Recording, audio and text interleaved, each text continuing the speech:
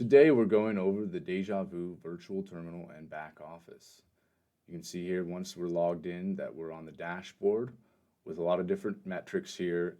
As your volume increases, when you process, these will be very useful. Now the Cloud POS over on the left is the virtual terminal for Dejavoo. You're going to select payments here, and we can see that there are several options for how to run a transaction. We're going to start with the quick pay and the pay now. So if I were to enter in this amount and enter in card numbers here, I would get an instant approval by hitting process. But let's say I wanted to not run a transaction right now. I wanted to send an SMS link or an email that has a secure payment link embedded in it. Once you tap on that link, it will take you to a portal much like buying anything online. You'll enter in your card information, and then you'll get the authorization at that point. The third payment type here is PIN pad. This is only used whenever the virtual terminal is tethered to a physical terminal such as a P1. Now, the itemized billing here. This is another word for an invoice. So we're going to select that. You can see here the very first thing that we have to enter is the customer information. Okay? If we already had a customer entered, say it's a repeat customer, we would go to our My Customers section over on the left. And we can see here that we have a few of our customers here. This is a demo account. All right? So let's say we want to write up an invoice for Sarah Marlowe. That's my wife. We're going to select it. It's already highlighted here. And you can see the information, the cards that are on file here, and then jump to recurring payments, transactions, new billing. If we wanted to see a transaction she had ran, we click here. See right there. But we're going to make an invoice. New itemized billing. Everything here looks good. Except for that, of course, we're going to enter in my name. Next. And here we have where we build the invoice. Now, you have to have a product in your inventory, and I'll go over that a little bit later. But we're going to search for just a preloaded product that I have in my test account here, bottled water. Now it's going to automatically populate the description there, the price. You also have to enter the quantity. Now we've got one bottle of water. Let's say we want to do multiple. This is how, right here with the plus and the minus. You can also add a discount, determine whether or not it's going to be a flat or percentage. Say we wanted to give them a 10% military discount. That's how you would do it. The shipping fees would go here if that's something that you include in your bill. Now we're going to proceed to the next part, which is the order. Because we have Pay Now selected here, if I hit this process key, we will instantly get an approval.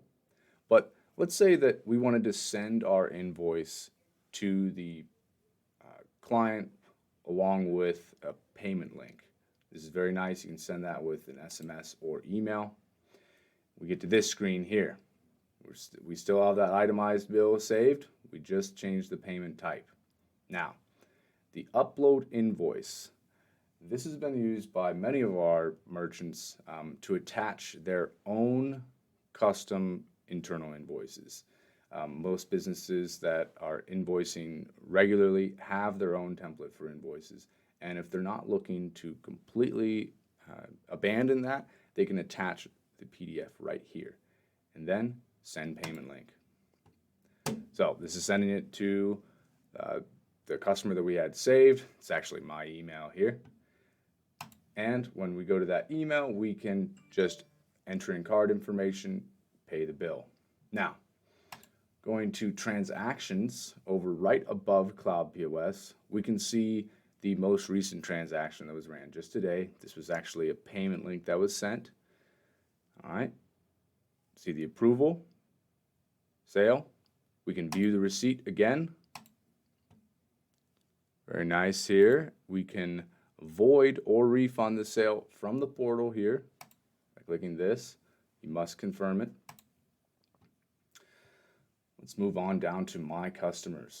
Now, as you use the equipment and are running cards, customer information will be pulled from the cards and saved. It will not be complete in most cases, all right? But if you wanted to add a customer in manually, not inside the sales flow, you would go to My Customers and then this box up here, Add Customer. Proceed on, entering in information such as this, and I want to draw your attention to this, save and add card. All right, while you're adding a customer, you can save their card on file, and then later on, you can always go and set up a recurring payment or a new itemized billing. Now, let's talk about how to create a recurring payment. If we wanted to create a recurring payment for my wife here, we're going to select the customer. You're going to go to More here, and you're going to add recurring payment contract. So here we would enter the amount that we're looking to bill, the frequency of it, and when it's completed by. All right, and we can see here that we've got the cards on file, whichever one we want to actually use for this particular customer. The external reference ID, often this is an invoice number or whatever reference number would help you in your business. Every business is not the same, so it oftentimes has different names. If we had already created this recurring payment contract, we could select it here and we could see all the contracts for this particular customer. Now, I know that I talked about inventory earlier in relation to the itemized bill, and we're going to show you how to add that now. You can see here that we have 4 items added real quick, and the way that you add those, very similar to the customers. Up here, this box, add item. Now, you're going to enter the product name. Everything with an asterisk is required, okay?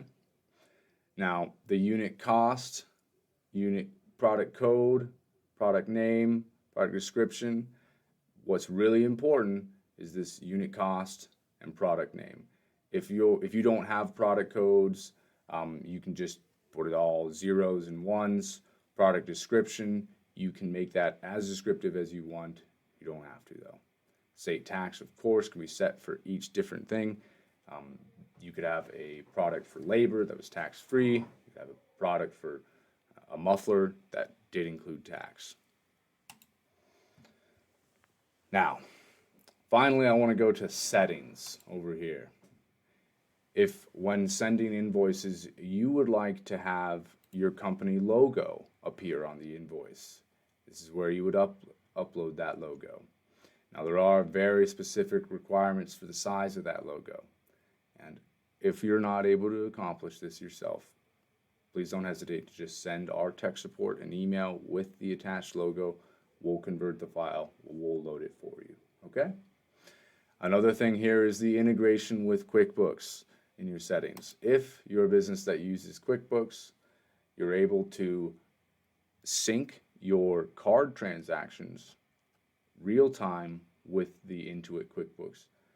Very useful for some people. You'll see over on the left the very bottom option for reports here. Now, if your business does not take tips, won't be very useful for you. But if you do, you can see a breakdown of the tips that are accepted for the month. You can see a breakdown also of your different employees that have accepted the different tip amounts. Below that is batch report.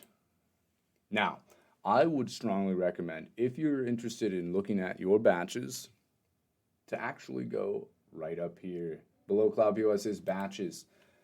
You're going to click on that, and then there's this little toggle right here. We can see that we have 11 cents in an open batch. That's from our payment link earlier. Let's say we wanted to look at some older batches. We click this, go to closed batches. All right, now we don't have any here. But this is where I would strongly recommend looking at batches if that's what you're trying to find. Let's say we wanted to look a little bit further, like view batch. Now here we can see that if you wanted to manually settle the batch, that is send the money off to the bank, you're going to click settle batch up here. It will have you confirm it. We're going to confirm it. Afterwards, we got the check mark. Everything is good here. I hope Abe was able to clarify some things on this Cloud POS for you. If you had any other questions, please always remember you can give us a call at any time and we'd be happy to help you. We appreciate you choosing wholesale payments and we hope you have a good day.